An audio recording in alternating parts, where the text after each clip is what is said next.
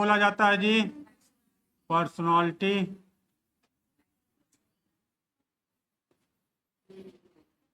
है ना? ये पर्सनालिटी जो शब्द बना है ये किस भाषा के शब्द से बना है?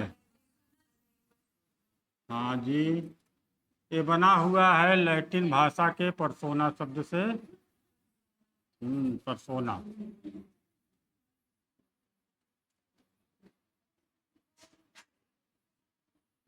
ये शब्द है लैटिन भाषा का।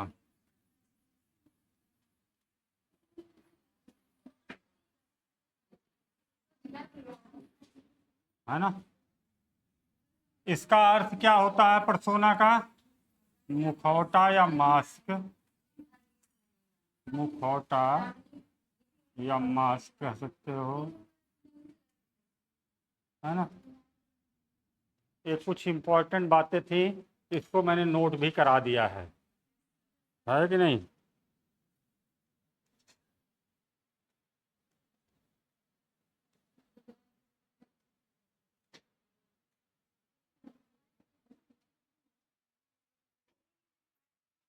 अब देखिए, व्यक्तित्व जो बना हुआ है ये व्यक्तित्व होता क्या है? अगर बात किया जाए व्यक्तित्व हम कहते किसे हैं, तो इसमें देखिए दो शब्द हैं। एक है व्यक्ति। क्या है? व्यक्ति। और उसके बाद क्या होगा? तत्व। यही तो है व्यक्तित्व। इस तत्व को आप बोल सकते हो कारक भी इसी को कहते हैं, इसी को खंड भी कहते हैं। याद है? कारकी सिद्धांत, खंडीय सिद्धांत। है ना? इस तरह से जो आप पढ़ते थे उसी तरह से ये क्या हुआ? तत्व, कारक या खंड, इसको आप कह सकते हो। तो व्यक्तित्व में अगर हम देखें इसको, तो व्यक्तित्व जो हमारा बनता है इसमें जो सम्मिलित होता है, एक तो होता है शारीरिक रचना। शारीरिक रचना।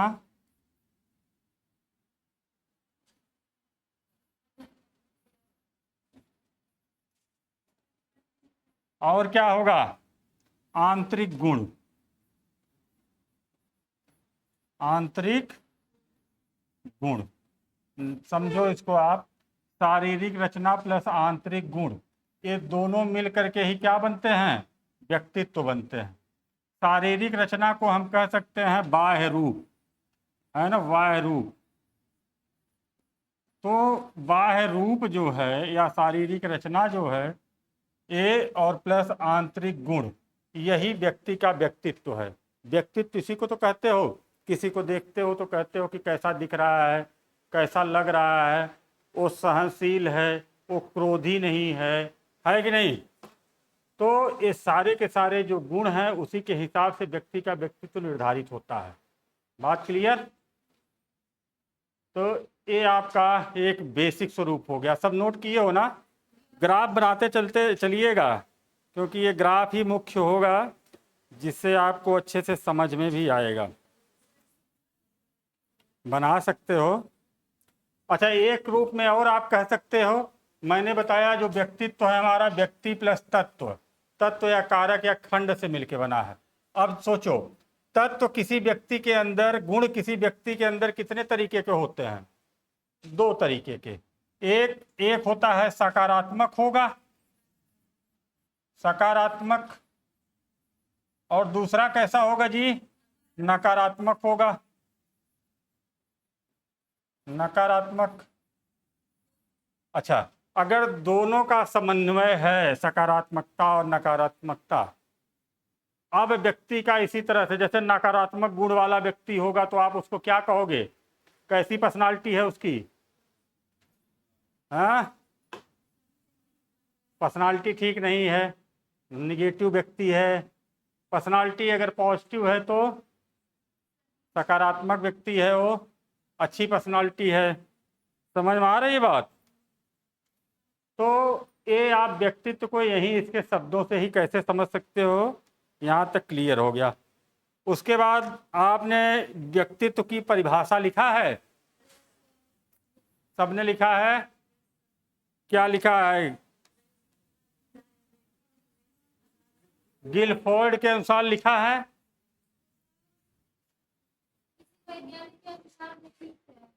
अच्छा, विशेषता आप लोगों ने लाइए जरा। अच्छा हाँ,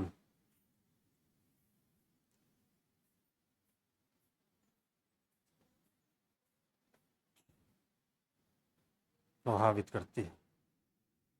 लिखिए, इस संबंध में, इस संबंध में विशेषता में वही परिभाषा जो बताएंगे लोग, वही है विशेषता। और व्यक्ति की विशेषता में यही गुण है ना, नकारात्मक सकारात्मकता के। ठीक है, इस संबंध में निम्नलिखित विद्वानों की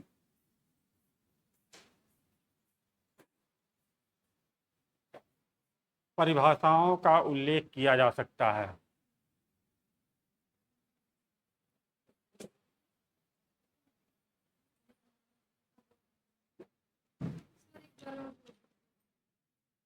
थोड़ा बोल दीजिए किरण जी। तो एक्चुअली मैं वैसे ही बोला हूँ। नहीं लिखी आप भी? थोड़ा सा अच्छा, क्या लिखे हैं कामनी जी, क्या लिखा? हाँ, इस संबंध में निम्नलिखित विद्वानों की परिभाषाओं का उल्लेख किया जाता है, किया जाता है। पहला है गिलफोर्ड के अनुसार। गिलफोर्ड, गिलफोर्ड के अनुसार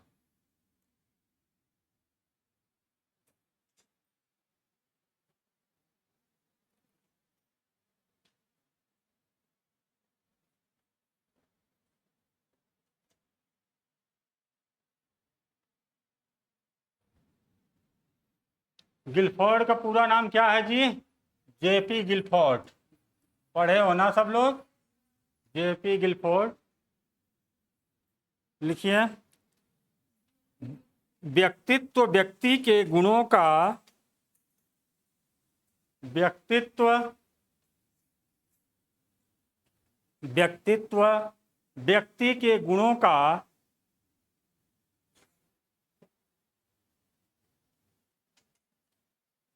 समन्वित रूप है। समन्वित रूप है। समन्वित ऐसे लिखना, समन्वित रूप है। ठीक है, यही किसका कथन है? गिलफोर्ड का। कई बार पूछा गया है। व्यक्तित्व किसे कहते हैं? गुणों के समन्वित रूप को व्यक्तित्व कहते हैं। ठीक है, अब जैसे एक लड़की है, लड़की को देखने गए आप, आपको लगी गोरी है, चलो ठीक है। अब गोरापन गुण है क्या है? ये बाह्य भाग है ना। हाँ, तो ये बाह्य रूप है। अब वहां पे जाते हो, आजकल क्या होता है? आजकल जितने भी शादी विवाह होते हैं वो कैसे हो रहे हैं? बाह्य रूप देखकर, गोरा देखकर, सुंदर देखकर, लंबी देखकर, पतली देखकर, मॉडल देखकर, ऐसा ऐसा नहीं, यही सब लोग देख रहे हैं। उसके बाद मम्मी उधर रो रही हैं, बहनें उधर रो रही हैं, खुद कहीं और रो रहा है। समझ में आया? क्योंकि कभी भी लड़की देखो तो पहले उसको समझो। ठीक है, हीरा चमकता है, पहनते हो आप, अच्छा भी लगता है, लेकिन अगर चाट लिया तो फिर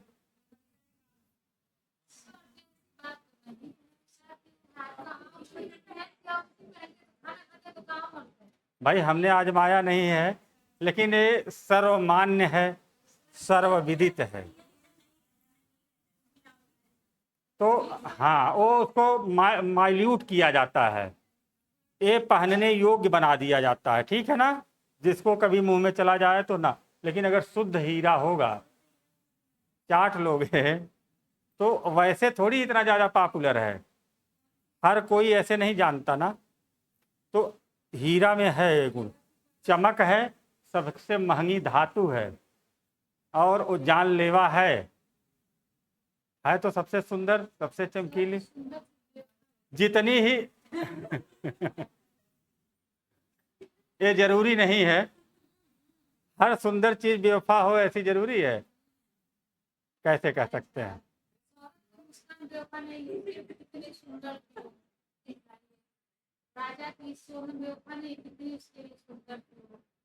तो ये 1 अरब 34 करोड़ लोगों में एक लोग थे नहीं, 1 अरब 34-35 करोड़ लोगों में से वो एक लोग थे। ऐसे कितनी घटनाएं हैं? तो किसी एक लोग से सबका नेचर नहीं डिसाइड किया जा सकता, ठीक है। अब जैसे माताएं इतनी सुंदर होती हैं, और सबकी माताएं सुंदर होंगी, लेकिन सब अपनी बच्चियों को पढ़ा रही हैं, मेहनत कर रही होंगी, ठीक है, आपके हिस्से का भी वर्क कर रही होंगी। तो हर सुंदर चीज खराब होगी ऐसा नहीं है, हर सुंदर चीज बेवफा होगी ऐसा भी नहीं है, ठीक है। बस उसके अंदर गुण कैसा है ये आवश्यक है, जानिए, ठीक है। ये होता है।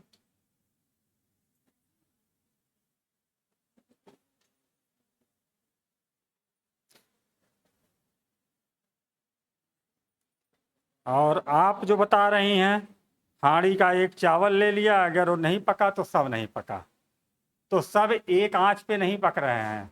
इंसान हर तरह के वातावरण में जी रहा है, हर एक परिवेश में जी रहा है। कोई बहुत सारे लोग अभी ऐसे हैं जिनके पास एंड्रॉयड सेट चलाने की अनुमति नहीं होती घरों में। पता चला मम्मी या बड़ा भाई देख लिया तो उसको फोड़ फाड़ देगा नहीं। तो समझते हैं लोग कि क्योंकि अच्छाई से ज़्यादा बुराई उसके माध्यम से फैल सकती है कि नहीं। तो लेकिन ज़रूरी नहीं है कि बुराई ही फैल रही है, सबके पास है, सब बच्चे अच्छी चीज़ें सीख रहे हैं, बुराई कहीं हावी नहीं है। हाँ, वैसे ही तो व्यक्ति के गुणों का समन्वित रूप, मतलब सामंजस्य बैठा हुआ, नकारात्मकता सकारात्मकता सबके अंदर है, लेकिन नकारात्मकता अगर हावी हो जाए, हर समय नकारात्मक चीज़ें आप पर हावी रहेंगी, तो हर व्यक्ति आपसे दूर भागना शुरू कर देगा। आपके अंदर पॉजिटिविटी रहे, सकारात्मकता रहे, आप भले देखो, हम आप दुखी क्यों होते हैं?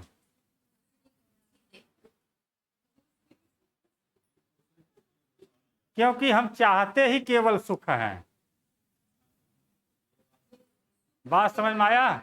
इसलिए नहीं कि दूसरे के दुखों से दुखी हैं, हम चाहते ही सुख को हैं, बस हमको केवल सुख मिले, है ना। अच्छा, बाकी जीव जंतु जो हैं उनको नहीं दुख है, क्योंकि वो सुख नहीं चाहते, वो अपना दिन भर का इंतजाम करते हैं। आपको तो टीवी भी चाहिए, मोबाइल अगर छोटा वाला है तो एप्पल वाला चाहिए, आईफोन चाहिए। तो जितने में हो उतने में आप कभी सुखी नहीं हो। इसका कारण यह है, हाँ जी, सत्य यही है। हाँ, चाहे आप कितना भी आपके पास हो जाएगा, आपके पास सुख नहीं हो सकता, क्योंकि इच्छाएं जो होती हैं हाँ अनंत हैं, और लोभ आपके अंदर जो है वही दुख का कारण है। जी, एकदम सही बात है। चलिए अगली परिभाषा लिखिए, विलियम वुडवर्थ। अगली परिभाषा लिखिए, विलियम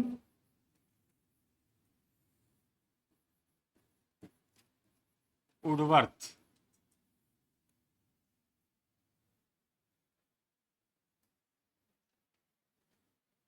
देखिए उन्होंने बताया कि व्यक्तित्व क्या है, गुणों का समन्वित रूप है। किस प्रकार से आप परिस्थिति मैनेज कर रहे हो, कैसे आप रह रहे हो, कोई कुछ कहता है तो आपका व्यवहार कैसा होता है ना। अभी टीचर ही है, टीचर आया, आप लोग पढ़ने बैठे हो, हर बात पे आपको डांटना शुरू कर दे तो उसका व्यक्तित्व कैसा होगा, खड़ूस। हर बात पे कहे स्टैंड अप, बताओ, है ना, तो भी क्या होगा, डोमिनेंट। ठीक है, ऐसे ही तो व्यक्तित्व निर्धारित होता है।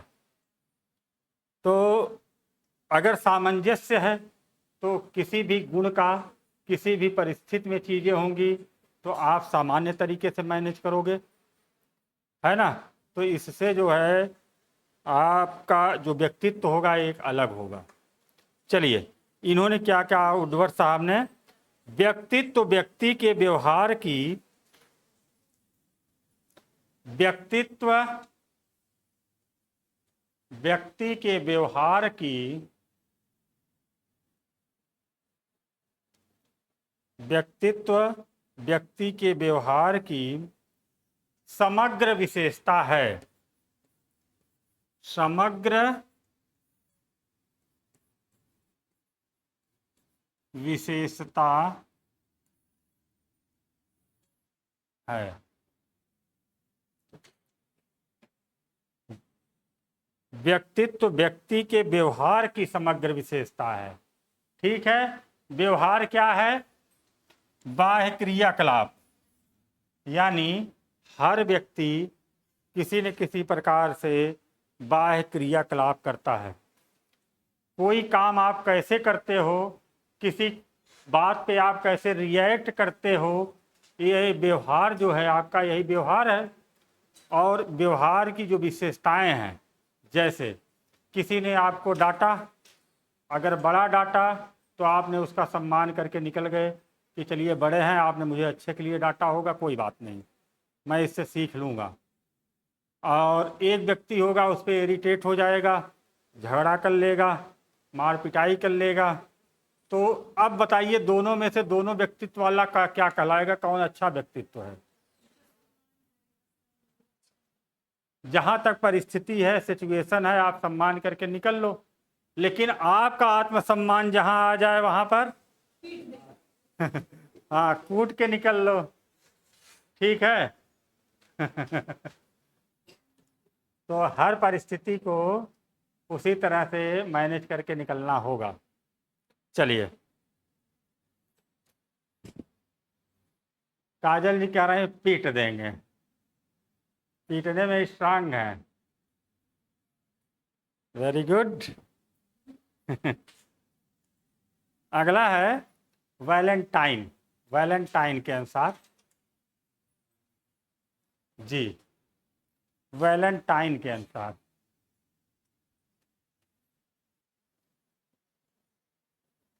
आज की क्लास रिकॉर्ड हो रही है भाई, अच्छी बात है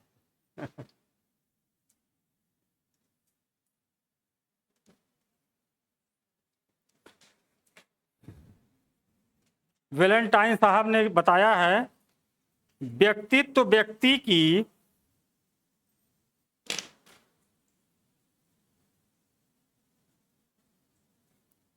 व्यक्तित्व व्यक्ति की जन्मजात और अर्जित प्रवृत्तियों का योग है।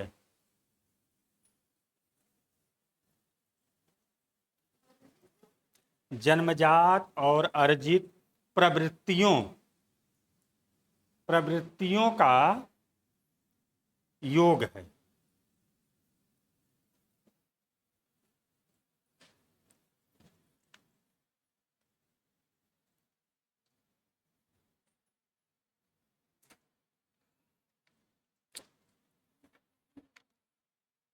प्रवृत्ति मतलब समझ रहे हैं, ऐसी वृत्ति, ऐसी वृत्ति, वृत्ति मतलब क्या, क्रियाकलाप। ठीक है, जो किसी अन्य क्रियाकलाप के परिणाम स्वरूप की जाती है, यही तो प्रवृत्तियां हैं, नेचर है, इसी को हम व्यक्तित्व कह रहे हैं। ठीक है, वैलेंटाइन यही बता रहे हैं कि भाई कोई किसी प्रकार का क्रियाकलाप किया, अब वो अपने में उछलता कूदता जा रहा है, बुरा आपको लग रहा है, ये हो गई ईर्ष्या। कहीं ना कहीं अगले से आप जले पड़े हो। ठीक है,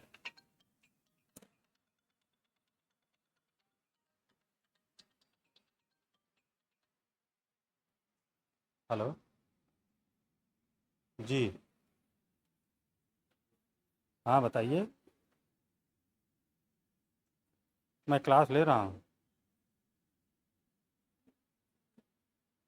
जी, कौन बोल रहे हैं आप?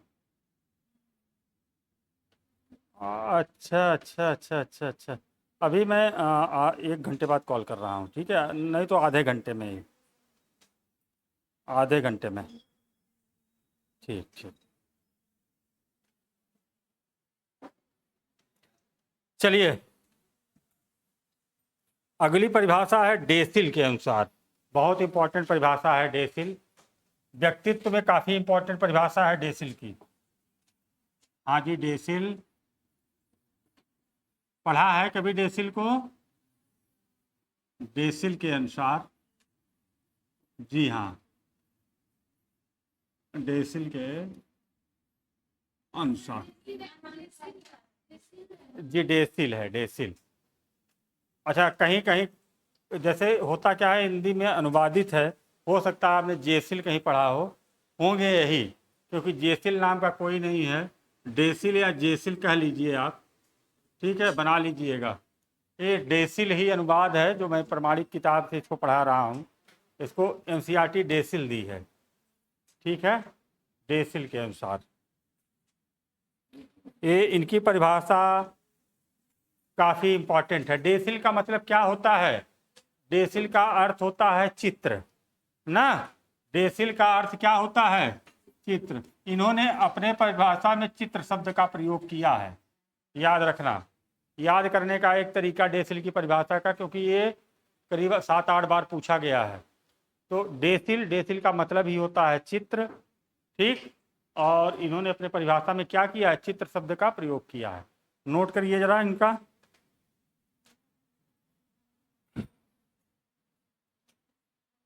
व्यक्तित्व व्यक्तित्व व्यक्ति के संगठित व्यवहार का संगठित व्यवहार का संपूर्ण चित्र है। संपूर्ण चित्र है। तो चित्र शब्द डेसिल, डेसिल मीन्स चित्र, ठीक है। और ये शब्दावली है, डेसिल शब्द ही नाम है, तो डेसिल ही लिखिएगा वंदना जी।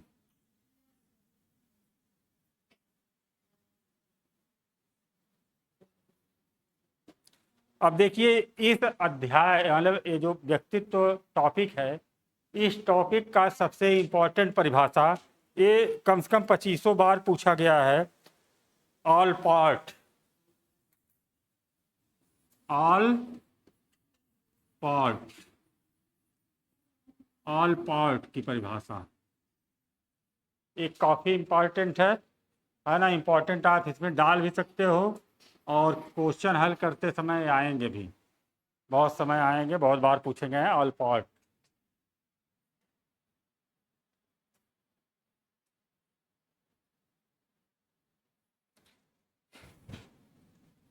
इनकी परिभाषा है, व्यक्तित्व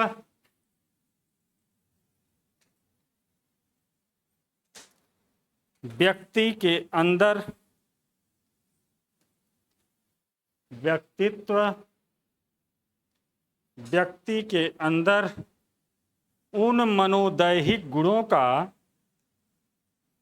उन मनोदैहिक मनोदैहिक गुणों का गत्यात्मक संगठन है, मनोदैहिक गुणों का गत्यात्मक संगठन है, गत्यात्मक संगठन है जो वातावरण के साथ, जो वातावरण के साथ एक अनूठा, वातावरण के साथ एक अनूठा, अनूठा, अनूठा, अनूठा, अजी अनूठा लिखो ना आप, अनूठा शब्द ही इन्होंने प्रयोग किया है ना भाई। अनोखा इसका मतलब होता है अनोखा, अनूठा, अनूठा और अनोखा में अंतर बताते हैं, ठीक है। अनूठा शब्द है, हाँ।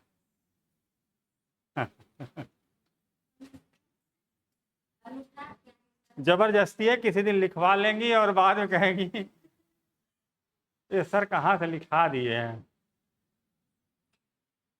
कभी इसको अनोखा पढ़ा है, इस परिभाषा को?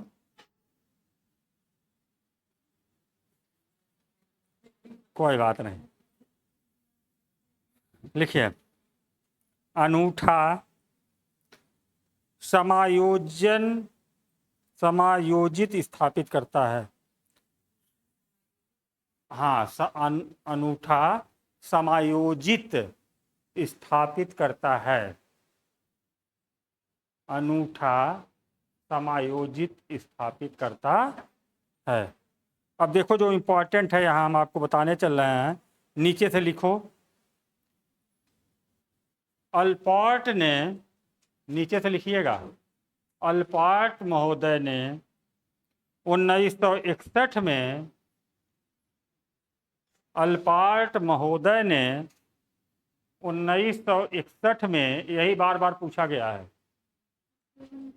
1961 में इस परिभाषा को संशोधन कर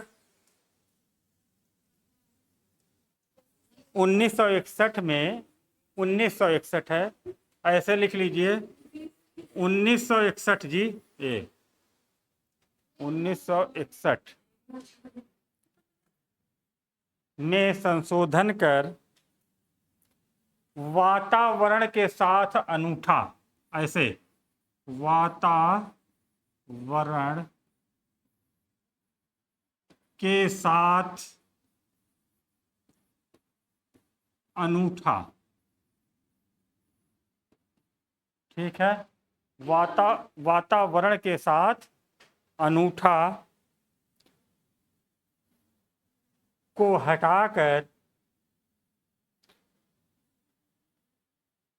हटाकर विशिष्ट व्यवहार व विचार, विशिष्ट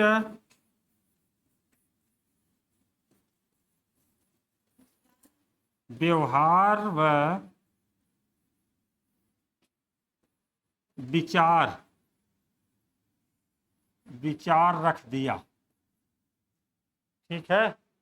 विशिष्ट व्यवहार व विचार रख दिया, वो मैंने उसी में लपेट दिया है, थोड़ा गड़बड़ हुआ था, लो बना दे रहे हैं भाई।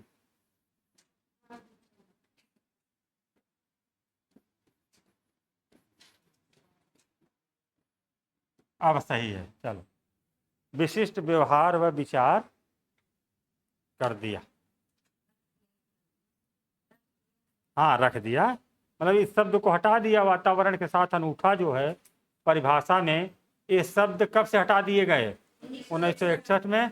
इस स्थान पर नए शब्द रख दिए गए, इनको कहते हैं विशिष्ट व्यवहार व विचार। तो परिभाषा दोनों तरीके से पूछी जाती हैं, कभी कभी इतना ही पूछा जाता है, और लगभग लगभग हर साल पूछे गए हैं। पेपर हल करना बहुत इम्पोर्टेंट है, हाँ जी, वेरी वेरी इम्पोर्टेंट है,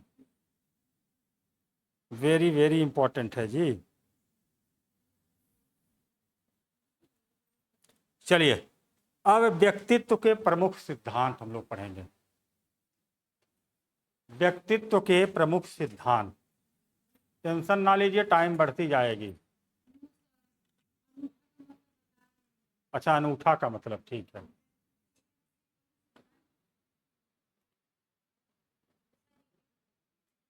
हाँ जी। हाँ हाँ।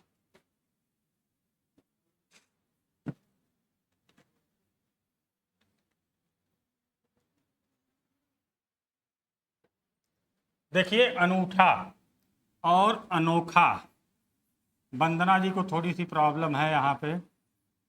अनूठा और अनोखा में किसको किसको यहाँ प्रॉब्लम है इन शब्दों में, मतलब दोनों में अंतर किसको किसको समझ में नहीं आ रहा।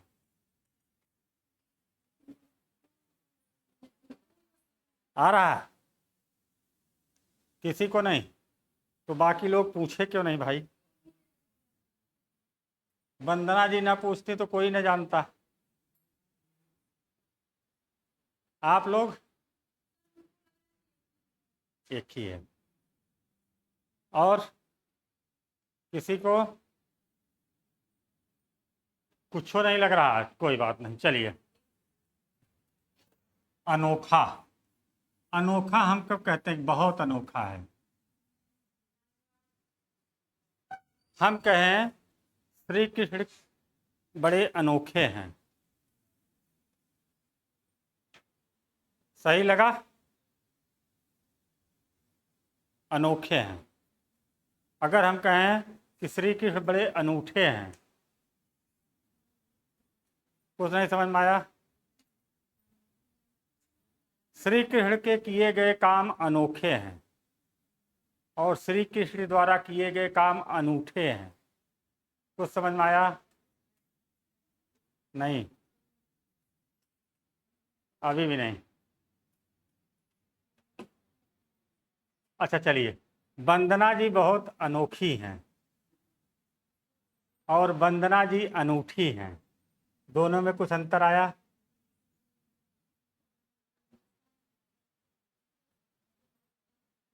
कुछ समझ में आ रहा है? दिमाग की बत्ती थोड़ी थोड़ी जल रही है।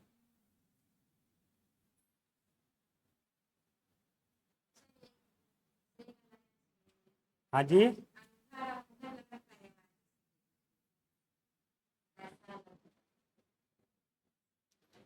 सही बात है, दोनों विशेषण शब्द हैं और पर्यायवाची हैं एक दूसरे के। ठीक है। नो ना? हाँ, अब देखिए वंदना की बत्ती जली है, दिमाग जला है। अगर एक ही हैं तो एक ही तो लगते भी, लेकिन एक ही तरह से प्रयोग हो रहे हैं, लेकिन एक ही नहीं है कि नहीं? बताइए वंदना जी। अनूठा का मतलब अद्भुत होगा और अनोखा का मतलब निराला होगा। अनूठा स्वतंत्र नहीं है, किंतु अनोखा है, वो स्वतंत्र।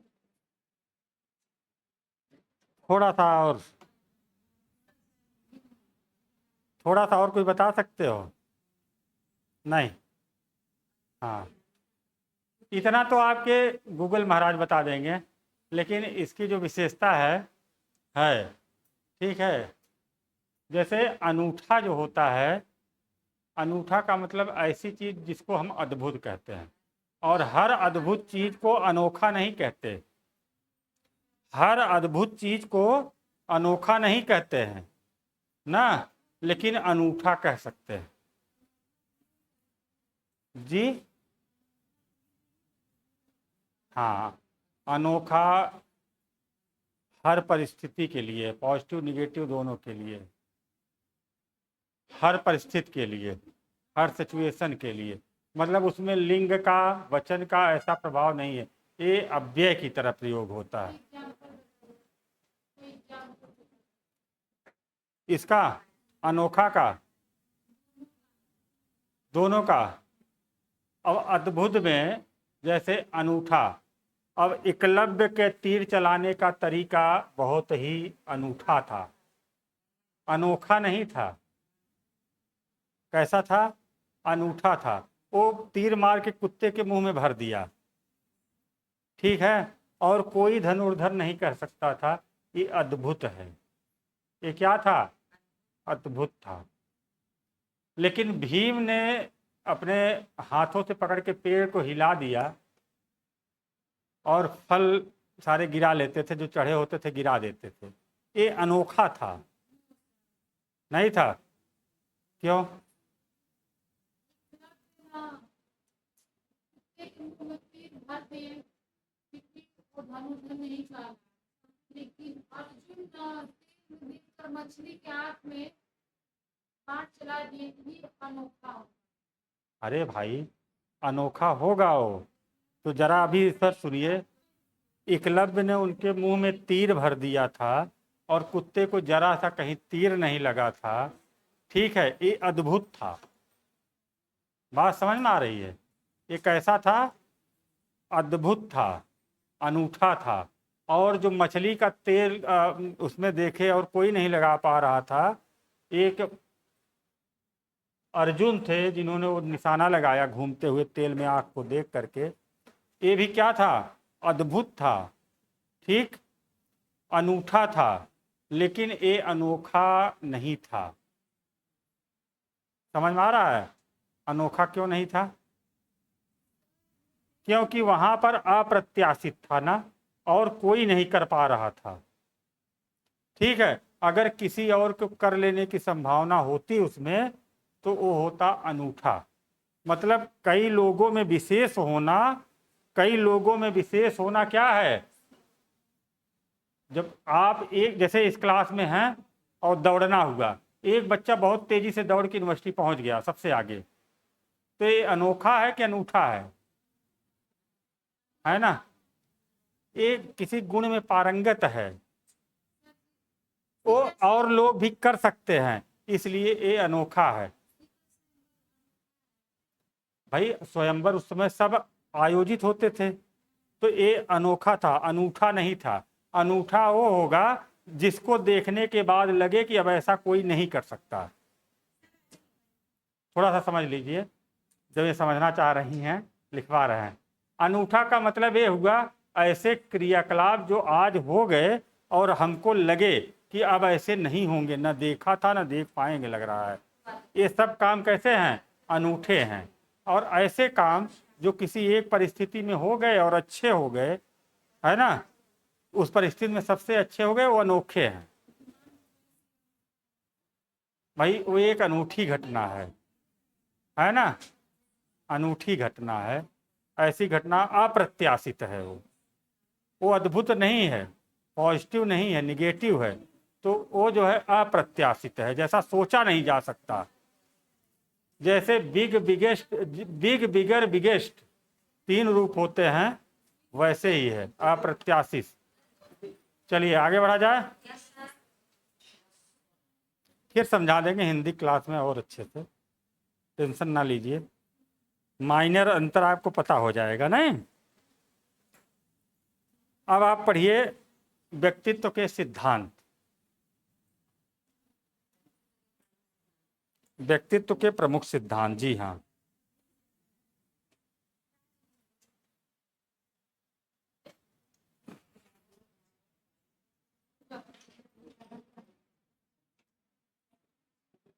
तो व्यक्तित्व के प्रमुख सिद्धांतों में पहला सिद्धांत कौन सा आप लोग पढ़ते हैं? मनोविश्लेषणात्मक सिद्धांत। कौन सा सिद्धांत? हाँ, आप हेडिंग डाल लो, मनो विश्लेषणात्मक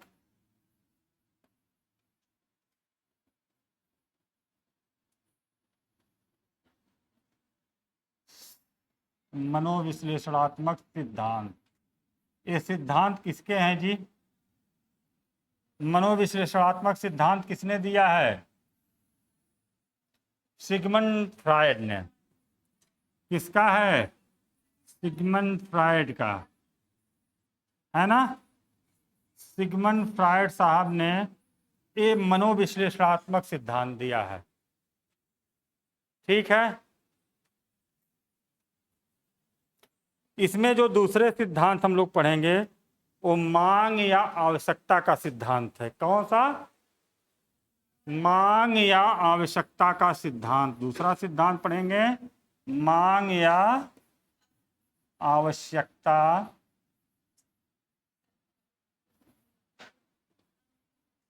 का सिद्धांत। लिखवा रहा हूं, सब लिखवा रहा हूं। यहाँ पे एक क्वेश्चन बन जाता है कभी कभी, ठीक है, मैं बता रहा हूं, सब सिद्धांत लिखो तो बताता हूं। मांग या आवश्यकता का सिद्धांत ये किसका है? अब्राहम मैस्लो का। Abraham Maslow. इन्होंने कुल कितने मांग रखे हैं? अब्राहम मैस्लो ने एक व्यक्ति के व्यक्तित्व को अच्छा बनाने के लिए, एक व्यक्ति को सही जीवन जीने के लिए कितने मांग की बात करते हैं? 5। कितने मांग की बात किया है? 5। पहला भोजन, दूसरा आवास, तीसरा शिक्षा, चौथा प्रतिष्ठा। फिल्में देखने वाले कपड़ा बोले हैं, ये सब हमेशा फिल्में देखते होंगे। रोटी कपड़ा सस्ती होगी, दवा पढ़ाई मुफ्त में होगी, नारा नहीं होगा। हाँ, आप सही कह रहे हो भाई, वस्त्र भी तो एक प्रतिष्ठा में आ जाता है सब। कपड़ा आपका क्या है? प्रतिष्ठा का द्योतक है। ठीक है, कम से कम जो भी कपड़े रहें स्वच्छ हों, अच्छे हों, ठीक ठाक हों, क्लीन हों। ठीक, कपड़े सारे अच्छे है ना, लेकिन क्लीन। ठीक, अब पता चला जैसे बहुत सारे अभी रोड पे निकलो इस समय जो सिपाही उपाही की नौकरी सब पाए हैं, तो 100 में से 90-95 सिपाहियों को आप देखेंगे एक ही वर्दी इतना पहने रहेंगे कि नमक पूरा लपेटा लपेटा घूमते रहते हैं। ठीक है, देखते हो कभी? वाइट वाइट पड़ा रहेगा, तो जाहिर सी बात है या तो उनकी पत्नी उनके साथ नहीं है, या तो सहूर उसको नहीं है, और या तो ये व्यक्ति उसको जो है कायदे से मैनेज नहीं कर रहा है ना, व्यवस्था नहीं दे पा रहा, इधर उधर गलत कार्यों में व्यस्त होगा। जी हाँ, उसको धुलना पसंद ही ना हो, तो वो कई चीज़ें हैं उसमें, कई चीज़ें होती है, वो केवल सिपाही के लिए नहीं है, स्टूडेंटों का भी है टीचरों का भी है, सबका है। ठीक है, तो ये आवश्यकता है। पढ़ते हो तो आप ये सब चीज़ें सीखते हो क्या होगा वंदना? ये 2 सिद्धांत इस तरह से हम लोग पढ़ेंगे। चलिए, तो इन्होंने 5 मांगों की बात किया है, और 2 सिद्धांत हम शरीर रचना के आधार पर पढ़ेंगे, वो सेल्डन और क्रेस्मर का होगा। सेल्डन और क्रेस्मर, शरीर रचना उसमें भी सह रहेगा। उसके बाद हम लोग पढ़ेंगे एक मांग का सिद्धांत और है, वो किसने दिया है? हेनरी मुर्रे ने। एक मांग का सिद्धांत और दिया है, उनका नाम क्या होगा? Henry Murray. और उन्होंने कितनी मांगों का बात किया था? 40। उन्होंने 40 मांग की बात किया है। बहुत इंपॉर्टेंट नहीं, बस इतना जानना रहेगा यहाँ पे। ठीक है, उसके बाद सील गुण का सिद्धांत हम लोग पढ़ेंगे, जिसमें भी 2 लोगों के सिद्धांत इंपॉर्टेंट होंगे, एक होंगे अल्पोर्ट के और दूसरे होंगे कैटल के। सील गुण क्या होने चाहिए, और सामाजिक दृष्टि से भी 2 सिद्धांत हम लोग पढ़ेंगे। एक होगा कार्ल युंग का, कार्ल युंग का, ठीक है, और एक होगा मूल्य दृष्टि सिद्धांत। ठीक है, चलो एक एक हम लोग पढ़ ही लेते हैं, तो बाद में इसको हम आपको ग्राफ दे देंगे। मनोविज्ञान का विश्लेषणात्मक सिद्धांत, हेडिंग सब लोग डाल लीजिए।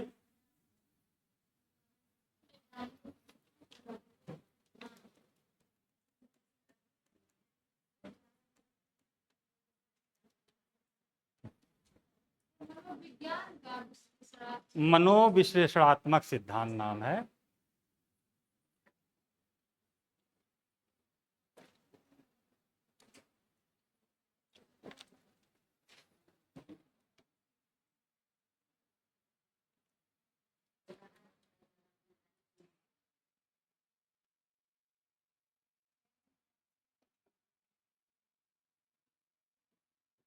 मनोविश्लेषणात्मक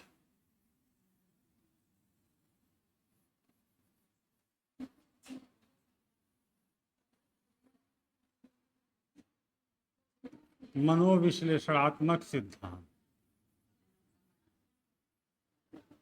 ठीक है जी, किसका सिद्धांत है? Sigmund Freud.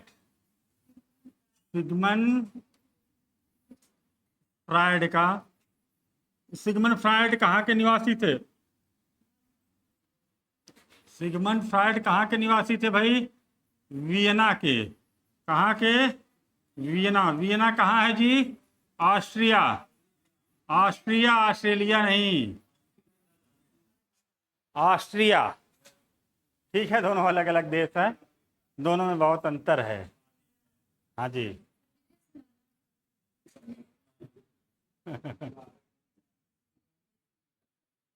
वियना की बहुत ज़्यादा भी सुंदरियाँ निकली हैं। नहीं, वियना का मतलब सुंदर नहीं है, वो मानक पे खरी उतरी है ना? समझ में आ रहा है?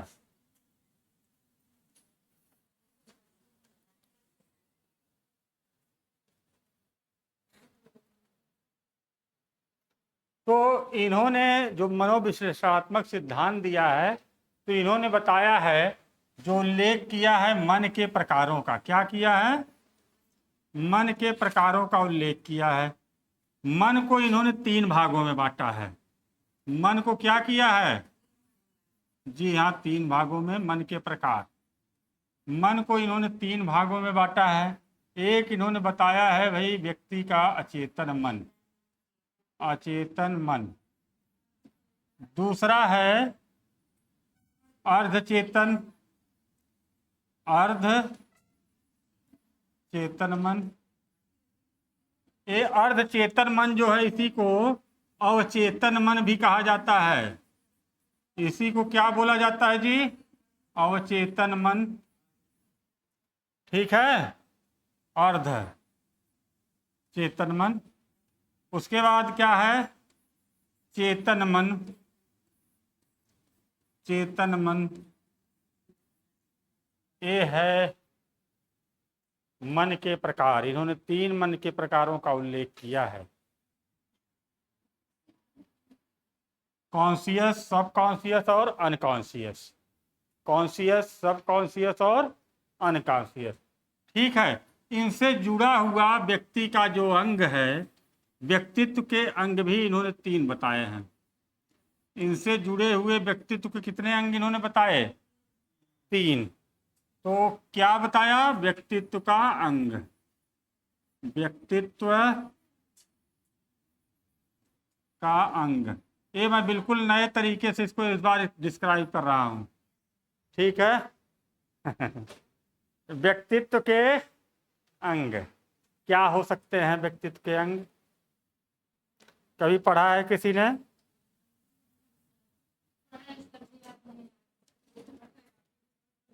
End, ego, super ego. हाँ सर जी। सही बात। Id, ego, super ego. बहुत सही वंदना जी।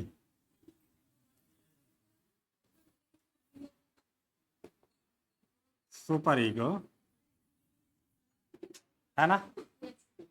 ये तीनों हैं।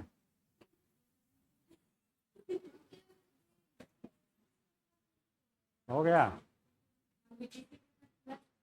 End, ego,